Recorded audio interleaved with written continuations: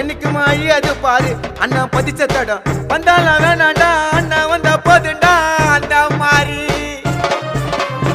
துணிச்சல் தூரம் இல்ல எதிரின்னு யாரும் இல்ல மகுடம் சூடாத மண்ணண்டா ஊருக்குள்ள விசுவாசி பக்கத்தில துரோகிங்க தூரத்தில ஆரோ நன்ன கூட இருந்தவன் தோத்ததில்லை